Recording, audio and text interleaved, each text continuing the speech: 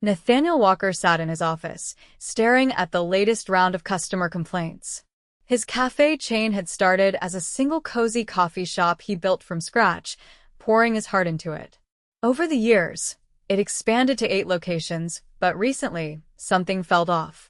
The emails and online reviews painted a frustrating picture: rude staff, long wait times, and an unwelcoming atmosphere at some locations. But nothing prepared him for the message he received from a longtime customer. "I used to love your cafe, but the way I was treated at your downtown location was unacceptable. The hostess refused to seat me because she didn't like my vibe. I thought this place was about community, not judgment." Nathaniel clenched his jaw. This wasn't just bad service. It was against everything he built his business on. He had always believed in treating customers with warmth and respect. If his staff had forgotten that, he needed to see it for himself. His district manager, Eric, had been giving him vague reassurances, blaming staffing issues and growing pains. But Nathaniel wasn't buying it. He needed to experience the problem firsthand. So he devised a plan. He would go undercover as a regular customer. He grew out his beard a little, wore thick glasses, and dressed in a way that made him look like an out-of-town traveler. He made sure no one at the downtown cafe had met him personally. It was a corporate chain now, and most employees only knew him as a name on emails or the occasional company-wide video message. The next day, he stepped into the cafe, blending in with the mid-morning crowd. The warm aroma of espresso and baked goods filled the air, but the energy inside felt off. Instead of the usual friendly chatter and welcoming smiles, there was a stiffness in the atmosphere. He approached the hostess stand, where a teenage girl stood scrolling on her phone. Her name tag read Macy. She barely glanced up. "Table for one, please," Nathaniel said politely. Macy sighed dramatically, still not looking at him. "We're full." Nathaniel glanced around. Several empty tables were scattered throughout the cafe. "It looks like you have a few open spots." Macy finally looked up, wrinkling her nose. "Yeah, those are reserved." "For when?" She rolled her eyes. "Later." Nathaniel kept his calm. "Can I put my name down?" She let out an annoyed huff. "We don't do wait lists." That was a lie. Nathaniel had personally implemented a waitlist system for busy times. Before he could respond, a well-dressed young couple walked in behind him. Macy's demeanor instantly changed. "Welcome. Right this way," she chirped, grabbing 2 menus and leading them to a table without hesitation. Nathaniel watched in disbelief. When Macy returned, he asked, "So, you do have open tables?" She crossed her arms. "I just don't think you're the right fit for this cafe." His stomach tightened. "Excuse me? You know. We try to keep a certain vibe here," she said, eyeing his clothes in a way that made it clear she was judging him. "Maybe try the diner down the street?" Nathaniel stared at her. Did she really just refuse him service because of how he looked? He took a deep breath. If this was how she treated him, how many other customers had she turned away? How many people had been made to feel unwelcome in his own cafe? Macy, clearly bored, went back to scrolling on her phone. Nathaniel didn't leave. Instead, he stepped to the side and observed. Over the next 20 minutes, he watched as Macy turned away 2 more customers, both older, dressed casually, while seating younger, trendier-looking people without hesitation. This was worse than he thought. His cafe was supposed to be a place for everyone, not some exclusive club where the hostess handpicked who got to eat. He clenched his fists. This wasn't just bad service. This was a complete betrayal of what his business stood for. And Macy had no idea who she had just dismissed. Nathaniel knew one thing she was about to find out.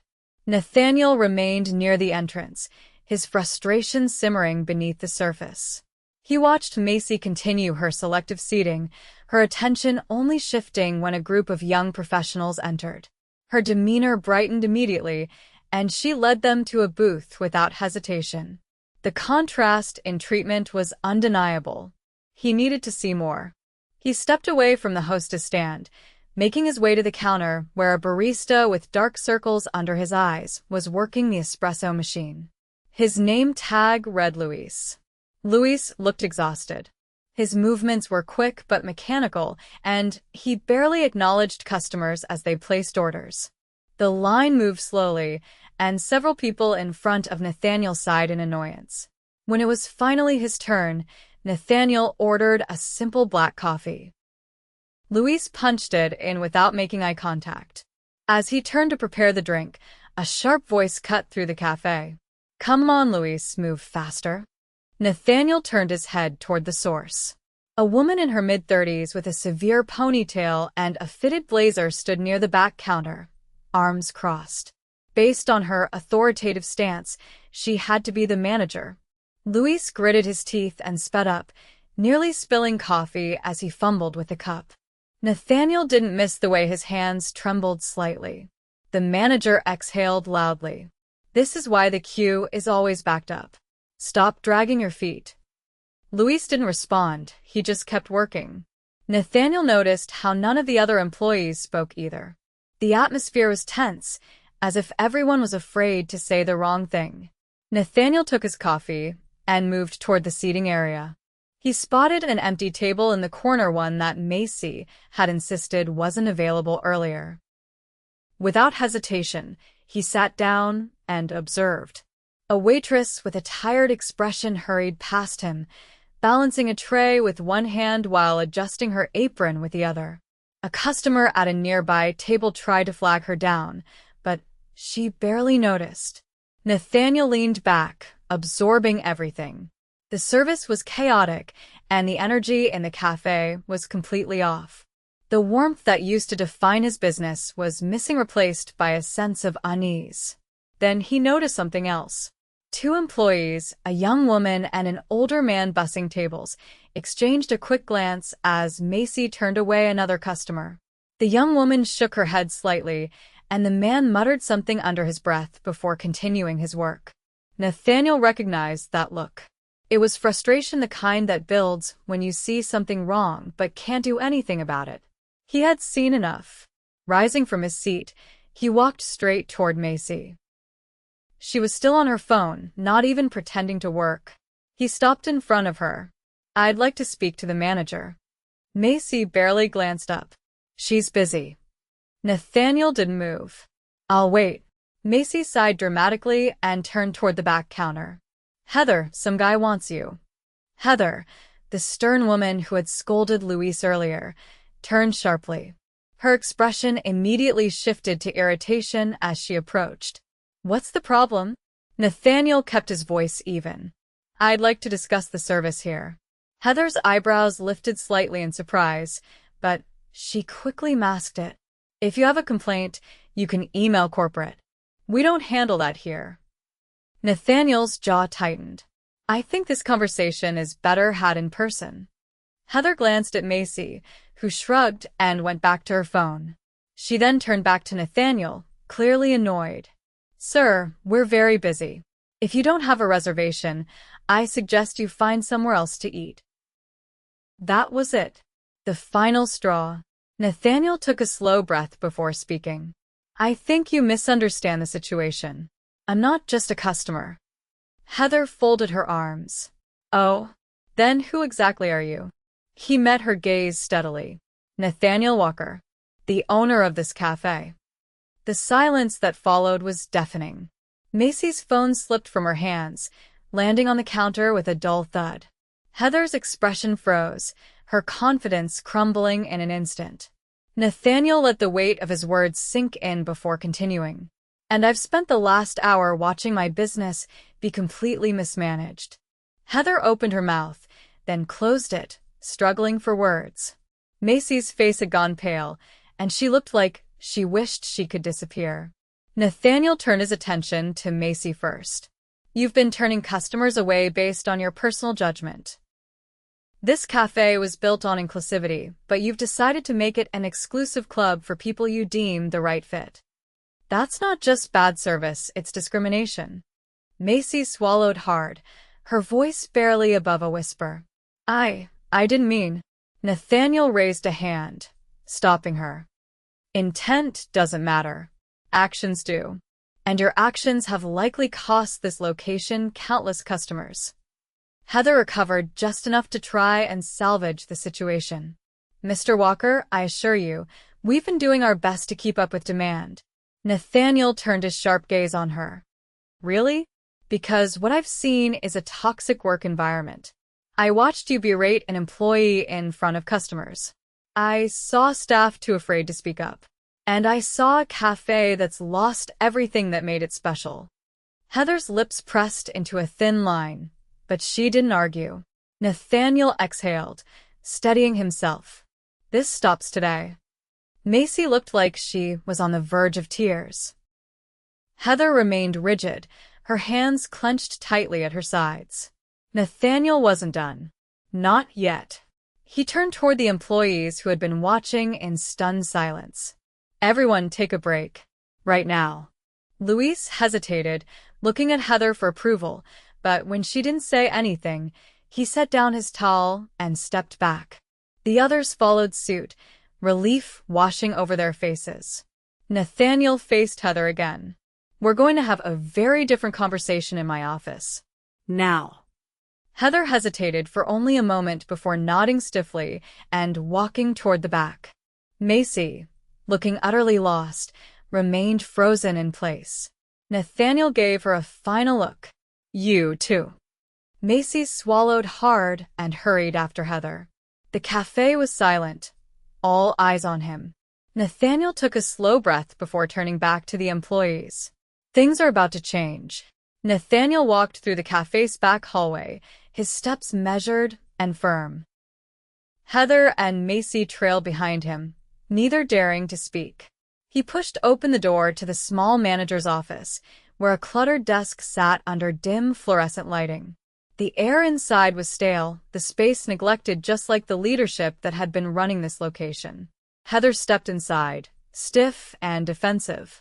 Macy hesitated at the threshold, her fingers gripping the doorway like she was contemplating an escape. Nathaniel shut the door behind them. He turned, his expression unreadable. Sit down. Heather pulled out the only chair, while Macy remained standing, shifting uncomfortably. The silence pressed down on them until Nathaniel finally spoke. I want explanations. Now. Heather straightened, her professional veneer returning. Mr. Walker, I understand this may look bad, but we've had challenges keeping up with traffic. The team is young, and training takes time. Nathaniel cut her off. This isn't about young teams or training time. I watched Macy refuse service to customers based on appearance. I saw you publicly humiliate an employee. I saw a cafe that no longer represents the business I built. Heather's jaw tensed.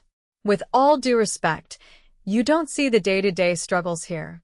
We're short on staff, and I have to keep things moving. Nathaniel's voice remained controlled, but his words carried weight. You keep things moving by making your employees afraid of you?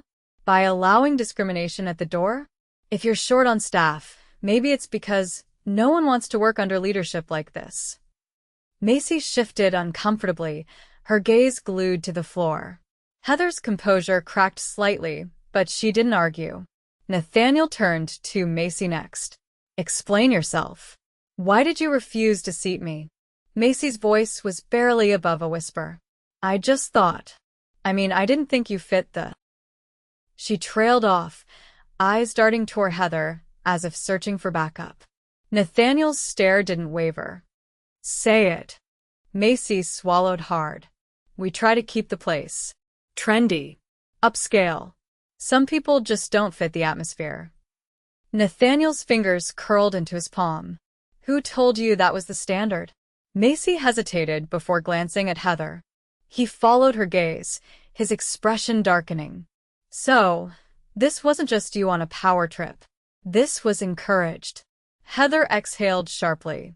Look, Mr. Walker, we cater to a certain clientele. We've built a reputation here, and I make sure we maintain it. That means curating an experience. Nathaniel's patience was thinning. You mean turning away customers who don't fit your personal vision of upscale?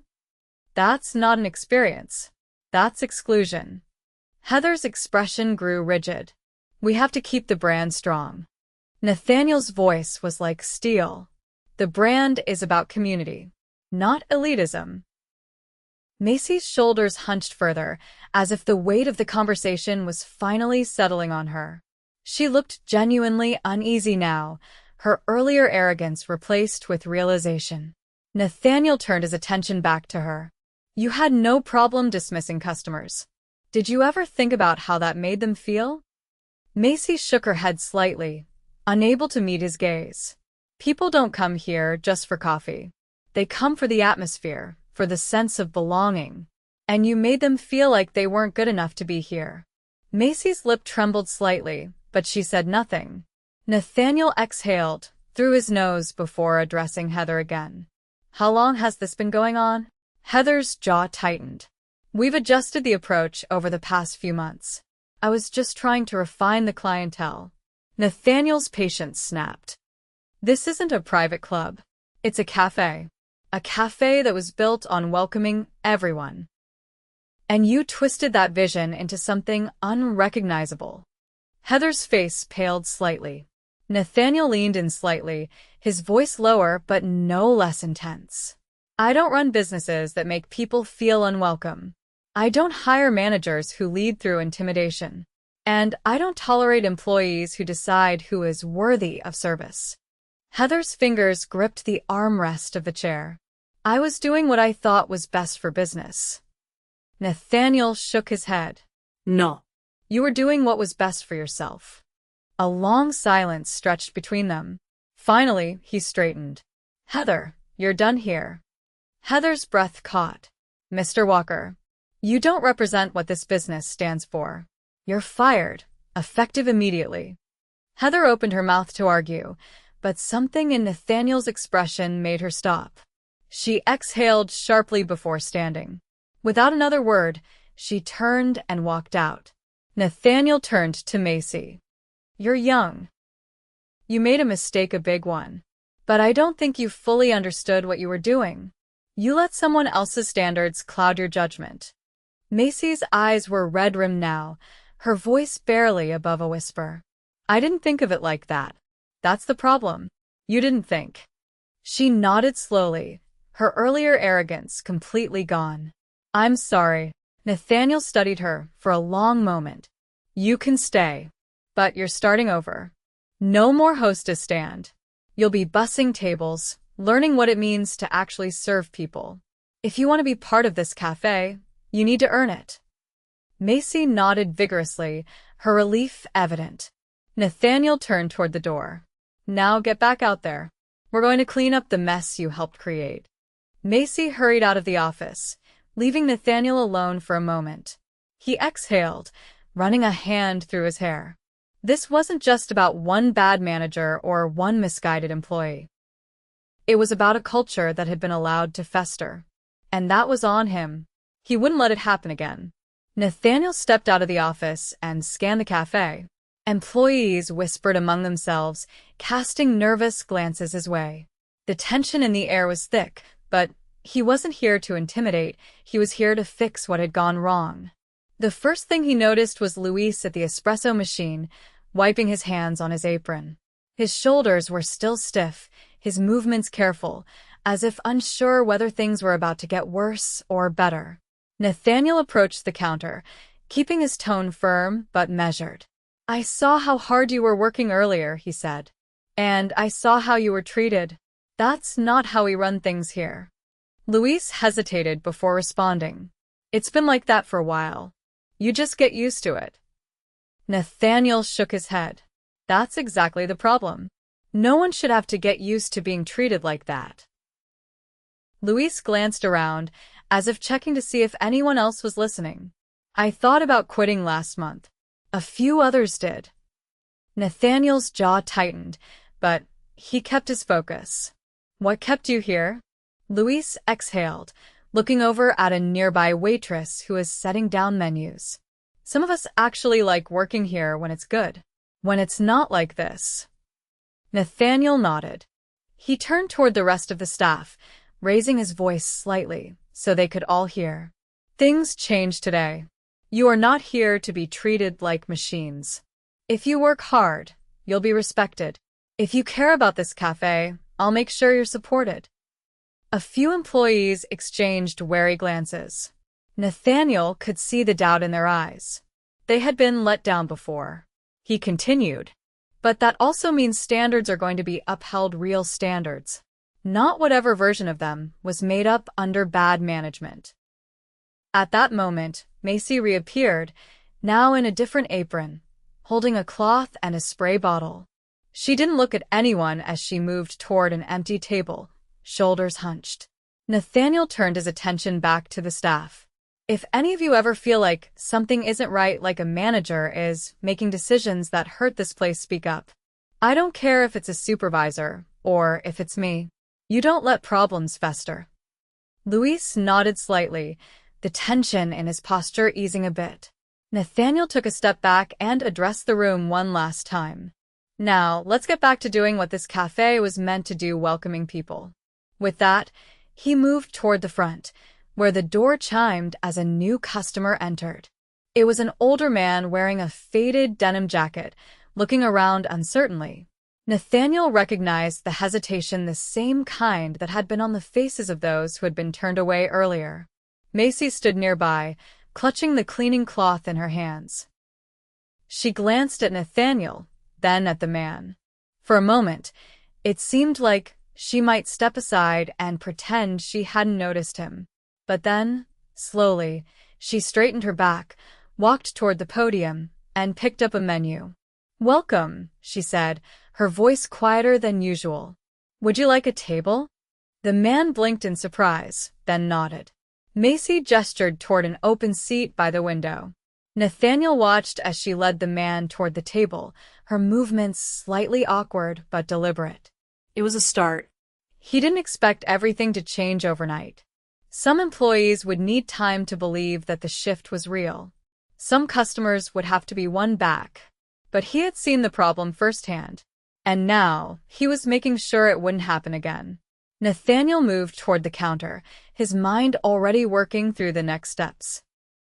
The immediate problem had been addressed, but fixing the deeper issues at this cafe would take more than firing one manager and reprimanding an employee. Luis was still at the espresso machine, carefully preparing drinks. His movements were more focused now, but there was still a weariness in his posture. Nathaniel knew that kind of exhaustion, it wasn't just from a long shift. It was the kind that built up over weeks, maybe months, of feeling undervalued and overworked. Nathaniel leaned against the bar, waiting until Luis glanced his way. "Who's been covering for Heather when she's not here?" Luis wiped his hands on a towel, considering the question before answering. "Mostly me and Emily," he said, nodding toward a waitress who was balancing a tray near the back of the cafe. "She's been handling the floor, and I've been keeping things moving behind the counter." Nathaniel studied him. "So, you've basically been running this place without the title or the pay." Luis hesitated, then shrugged. "I just didn't want it to fall apart." That answer told Nathaniel everything he needed to know. Heather had ruled through control and intimidation, but it was employees like Luis and Emily who had actually kept the cafe running. He made a mental note to talk to Emily later. For now, he focused on Luis. "How many people have left in the past few months?" Luis exhaled, shaking his head slightly. "More than we should have lost. A lot of the newer hires quit after a few weeks. The ones who stayed just kept their heads down." Nathaniel nodded. He glanced toward the kitchen, where the cook was moving methodically through orders. It was clear that the dysfunction in the front of house hadn't completely seeped into the back, but that didn't mean everything was fine. He'd need to talk to the kitchen staff soon to get a full picture. "You ever think about leaving?" Nathaniel asked. Luis hesitated just long enough for the answer to be obvious. "Yeah," he admitted. "But I stuck around because I kept thinking it might get better." Nathaniel appreciated the honesty. "It will," he said. "But not by accident. We're making real changes." Luis gave a small nod, but there was still skepticism in his expression. Nathaniel didn't blame him. Promises were easy. Follow-through was what mattered. Before he could say anything else, a voice called from the entrance. "Excuse me? Is there a manager I can speak to?" Nathaniel turned. A woman in her mid-40s stood near the door, her arms crossed. She wasn't angry, but she looked like someone who had been disappointed enough times to finally say something about it. He approached her, offering a professional nod. "I'm Nathaniel. How can I help you?" The woman studied him, as if deciding whether he was worth talking to. "I've been coming here for years," she said. "But lately I've noticed a real shift. The atmosphere isn't what it used to be." Nathaniel kept his expression neutral, encouraging her to continue. "I don't know if it's new management or something else," she said, "but I've seen people get turned away for no good reason. The service has felt colder. And, honestly, I was about ready to stop coming altogether." Nathaniel took a slow breath. Hearing it from employees was one thing, but hearing it from a long-time customer confirmed just how much damage had been done. "We lost sight of what made this place special," he admitted. "It's my fault for not catching it sooner, but I'm here now. And I promise you, we're fixing it." The woman raised an eyebrow. "And how do I know that's not just talk?" Nathaniel respected the directness.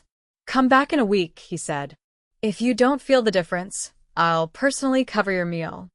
She considered that, then gave a small nod. "All right. I'll hold you to it." As she walked away, Nathaniel exhaled. He meant what he said. This wasn't about damage control, it was about rebuilding trust. He turned back toward the cafe, scanning the room. Macy was still bussing tables, her movements slower than the more experienced staff, but she was putting in the effort. Emily was handling orders efficiently, and Luis had returned to making drinks, his focus sharper than before.